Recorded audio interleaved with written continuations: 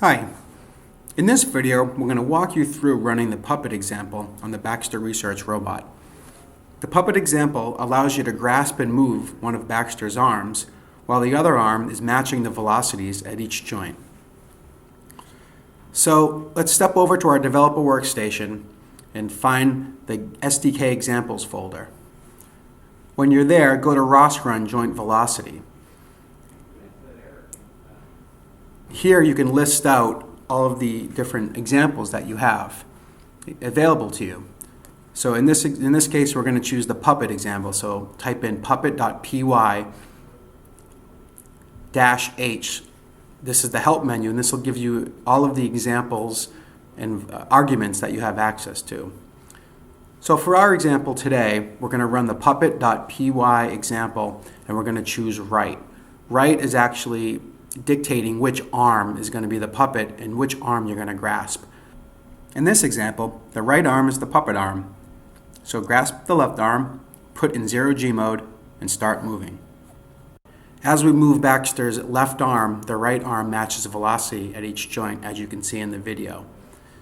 It's a velocity example and not a position example, so you'll notice that while the position isn't exact, the velocities at each joint are being replicated over on the opposite arm. It's actually a really cool way to get an idea of Baxter's capabilities in terms of the velocities at each joint. The example that we're showing now is actually at 1x amplification. So if the velocity is being moved on one joint, it's being replicated exactly on the other at one time.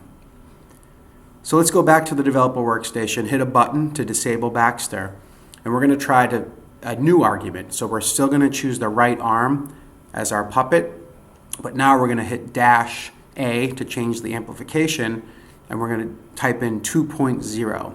So this is going to give us a 2x amplification on the right arm. So hit enter, Baxter gets enabled again.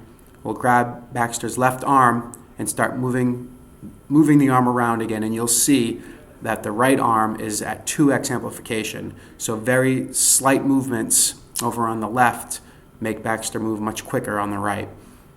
In this case, we're reaching the joint limits rather quickly with small movements. So this will give you a really good idea of Baxter's maximum speed, maximum velocity for each joint as you're moving around.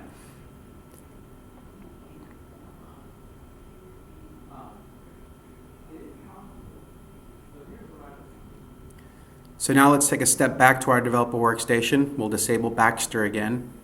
And now let's try the example at 0.25 amplification. So again, we'll bring up the puppet.py right, and this time we're going to type in -A 0.25. Hit enter, enable Baxter, grab the left cuff, and now you'll see Baxter is moving much slower on the right arm. So this is a quarter amplification compared to the velocities at the arm that you're actually controlling. So here you can have a much finer movement on Baxter, and this could be a way to have an idea of a slower velocity. The other arm is always in 0G mode, so if you want to try out, reposition Baxter at a different position, you can do that just by releasing the arm, going to grab the other cuff, and repositioning Baxter.